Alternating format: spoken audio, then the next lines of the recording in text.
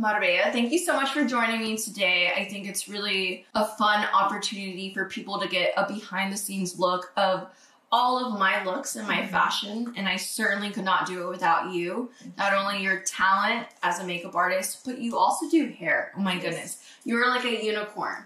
And I love that we brainstorm before every big look because everything is very, very much intentional. And we'll kind of talk about that and how you and I understand it's so much, not only just a look for the day, but it's our brand. And not only my brand as Lachica Poderosa, but your brand as a makeup artist and a stylist and a professional.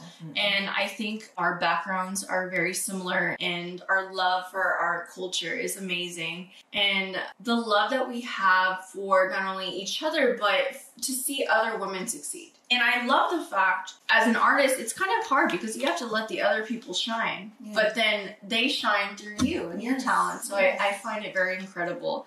And I always say, Marbella, I'm like, oh my gosh, she's super cool, super fun, and we've become great friends. I want the world to know who you are, recognize your talent, and like I always tell you on the phone, like you're a phoenix rising. So let's jump into it. Tell me about your story. Where are you from? Okay, so I am from Michoacan. I'm Mexican. You know, I was born there. I was raised in Houston, Texas.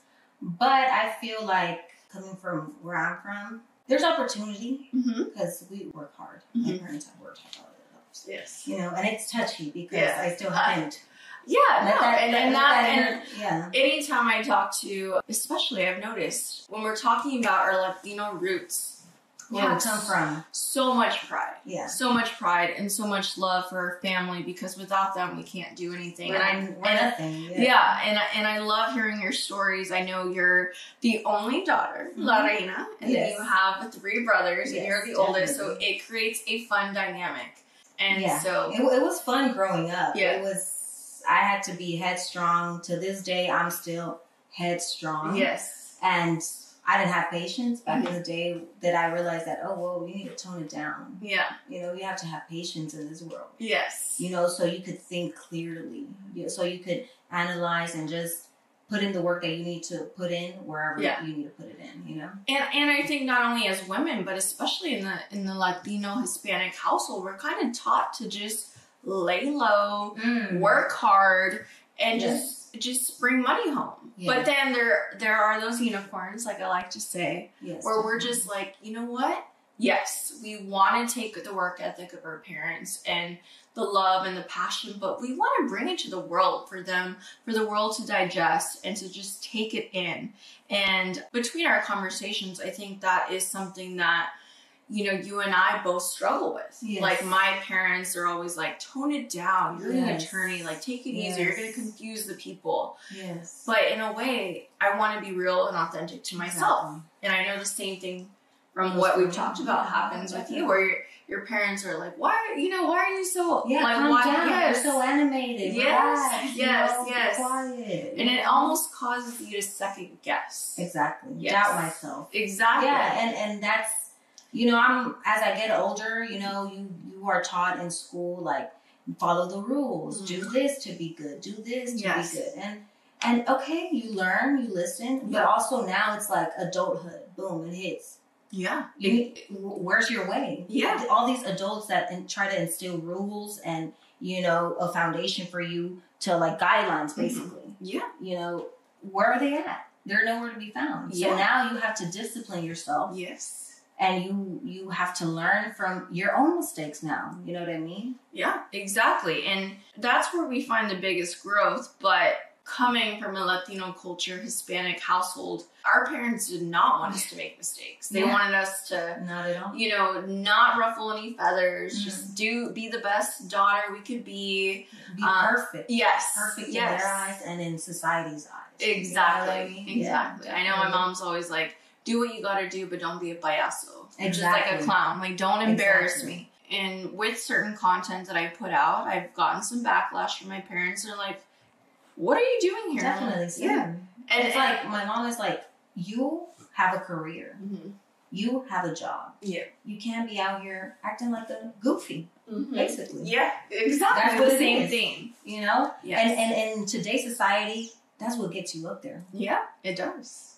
But then again, it's like you leave want your to roots. be true to yourself. Yeah, exactly. Yes. And respect your roots and your culture and where you come from. Yes. And what your parents, grandparents, ancestors, whoever paved the way for you, you know what I mean? You want to respect them also. Exactly. You know? And that's where a lot of that is lost in today's society. And it's unfortunate, you know? Because I do it for my people, for my parents, for my brothers, yes, for my cousins in Mexico that are looking up to me and stuff like that. You know what I mean? And that's a lot of pressure to put on ourselves. You know, I'm the oldest of 3 girls as well.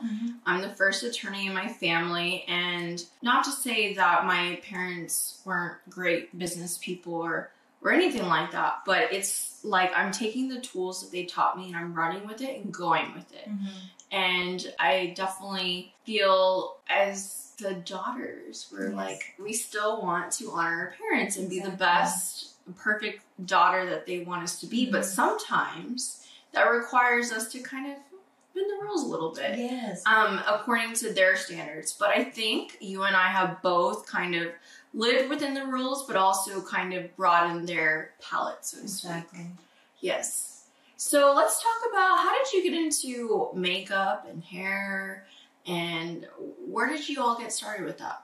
Okay, so when I was little, I had 2 aunts that had their own salons and stuff like that. And I would look into that, and they would like give me like their mannequins, and I would like do hair and stuff. And I thought that that's what I wanted to do, hair and stuff like that. But my parents were always very strict. No, you can't go out with your friends. No, you can't do this. No, you can't do that. Okay, that's fine. So what did I, the internet. Yeah. YouTube. Right. YouTube. You know what I'm saying? Like, I would watch YouTube. I would watch product reviews. I would see different artist techniques and stuff like that. And, the American dream and things like that, you have to go to college. For sure. You graduate, go to college. Yeah. I did that. Yeah. You know what I mean? I did that. I picked up business management, basic, generic, general. Not generic, general. But I wasn't happy. I was working at Little Caesars, minimum wage, washing dishes, and I was like the manager, assistant manager, whatever. I had like, I was telling people what to do. One time, my manager was like, when you turn 21, I was 18 at the time, you could have your own Little Caesars. That was an insult to me. I'm sorry. Other people might see that as, but you think I'm going to be working here the rest of my life? Yeah. And some people do, and they make lots of money. And I know, but I knew, and I would always look at... That was not your calling. No, it wasn't. And that's why I was so unhappy. Yeah. I had an ex-boyfriend at that time. And I told him, I would tell him, I just want to be happy. I just want to be happy. Yeah. Because I wasn't living in my truth. I wasn't doing things for me. I was doing things for everyone else. Yeah. Yes. Definitely. Yeah. So I told my mom, I'm going to take a year from college. I'm going to go to cosmetology school. I was in cosmetology school, did what I had to do. I already knew the background from school, from, YouTube, whatever. And I would just fall asleep, honestly. I'm so sorry, but I would fall asleep. Yes. And they're old techniques. Yeah. And I'm like, And then on top of that, we would learn by ourselves too. You know what I mean? So I was there. There was this guy that he introduced me to this makeup artist in Houston. And at first I was scared to, jump in there and things like that, because I heard rumors, like you hear about the beauty industry that people were like mean and this and that. I don't want to be around none of that, because I'm not an ugly person in real life. You know what I mean? So I don't want to be around those vibes. But I was like, give it the benefit of the doubt. I went.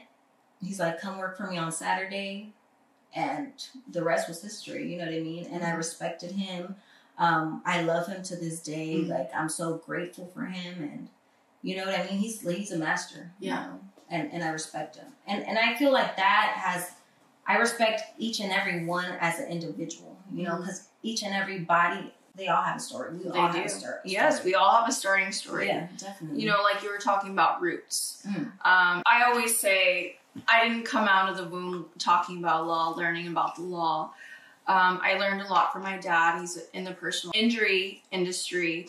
He deals a lot with clients. But I also, too, had my own mentor, an attorney that I worked for 5 years, and his professionalism his skills, everything he taught me, I cherish. And I even text him to this day. There's not a day that goes by that I don't use a skill that he has taught me. Yes, definitely. My guru, so to speak, who I learned from, his name is Jason Holscher. Who was your guru? Well, my guru was Makeup by Diego. Okay. You know, he's a celebrity makeup artist. I saw he did Christian Nodal. Yes, he did Christian Nodal. He did Chicharito, you know, the Mexican soccer player. Yeah. He's so blessed. He's so humble. If he eats, we all eat. Yeah, I like that. That's important. Early mornings, late nights. Yeah, that's how it goes. Know what I mean? Yes, and that's the makeup industry. And fun fact, I come from a long line of cosmetologists. Yes, my mom had her own salon with my grandma. They love doing hair and makeup. And, you know, I have aunts who did hair as well. And so I remember growing up and seeing my grandma. She had a little salon. At first they had their own business, but then my mom retired to become a mom. And she had her own little salon and would, you know, do all these ladies' hair. And I've always had a love for doing hair. I like it. I think it's beautiful. I see the art in it. Yes. So, you know, whenever we plan looks, you know, I do have high standards. Oh, yeah. Luckily, I'm blessed to have access to amazing makeup artists and stylists. I've worked with so many, but for some reason, Marbella is just someone who has stuck with me to where the energy is there. We just vibe and connect, and her vision for my look and my evolution, I think she can keep up with it, and I love it. So I cherish our friendship, and I cherish the creativity that we do together. Exactly. I'm sure we could all talk about when we first started. There were just a few looks that were, you know, a little off key.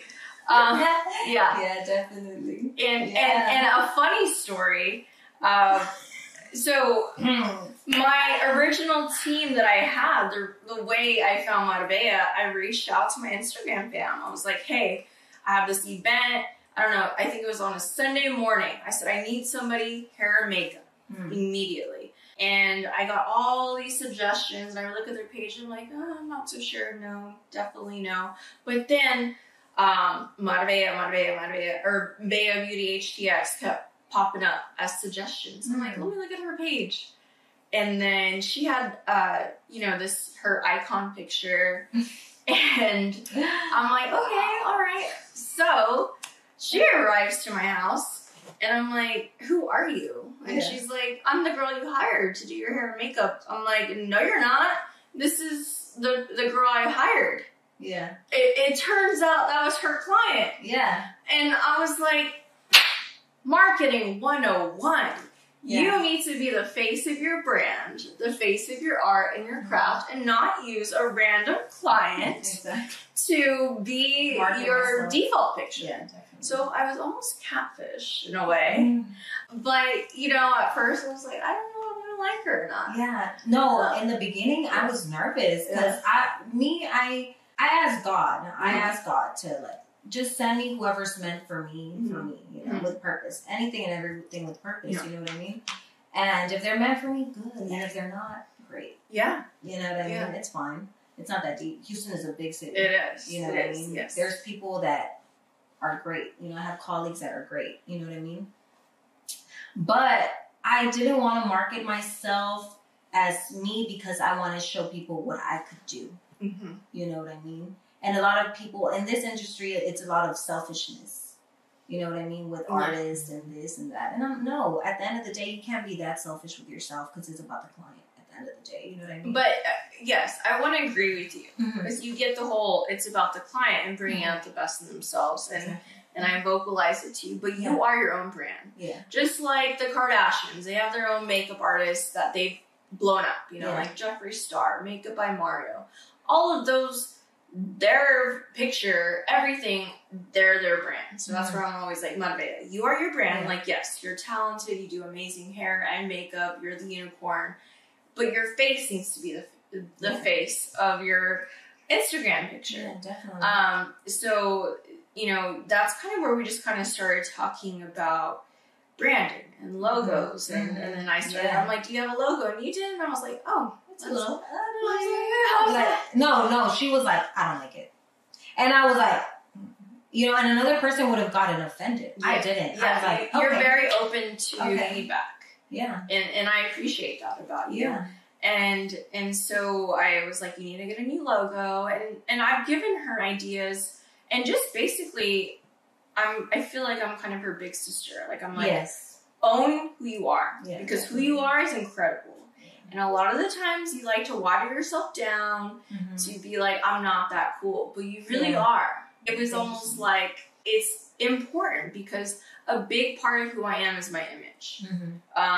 Whether it's fashion, hair, makeup, glam. You know, like when it's my day to come to meet the Lord, they're never going to say Bianca didn't know how to dress or, you know, her makeup wasn't on point. Exactly. Because you got me messed up. Exactly. I'm glam. Exactly. You know, I love it. That's who I am. I think that's the Latinas in us. Yeah. We're fierce. We're powerful and all sorts of things. So I really love our story and I loved our evolution.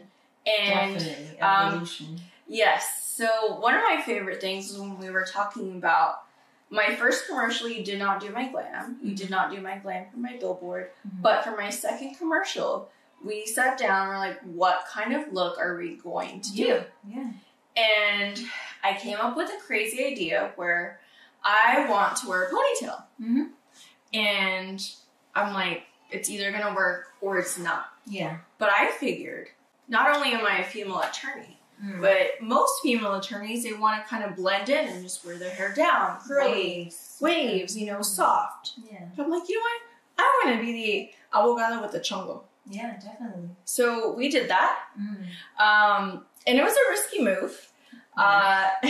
And till this day, we kind of try and change up the looks with my ponytail. Like the attorney with the like, because we all know, like, when you're sitting down with dinner and then you're like, oh man, I was in an accident. What attorney should I hire? And then maybe you, like, if they're anything like my mom, she'll remember visuals, but she'll never remember the name. Yeah. And she'll be like, the attorney with the chongo. Hire that girl. I like her. Yeah. And so I'm like, that's a way to just stand out and be different. And, you know, we've kind of created it. Some, you know, the first times we tried it, it was a little chueco one this way, one that way, and we're like, oh, trial and error, as they call it. You know? So it's fun. You know, just creating the brand and the vibe and working with one particular artist, I think is so important because she already gets it. Yeah, you get it. Like you get the vibe, and then energy too. You don't want to work with someone that is giving you energy on a very important day. Yeah. You know, like my commercial. If you had negative energy, I would have not wanted you around. But I wanted you around so we can shoot content. Exactly. So what are some of your favorite makeup tips that you would say makeup artists are doing wrong? Well, not so much wrong. It's just the business aspect. In this industry, it has gotten to, like, the makeup artists, to which we are people of service to the client. They have become so selfish and they don't listen to the client. Yeah. That's why I feel like conversation between myself and you, myself and whatever other client I have in my chair. Who are you? Yeah.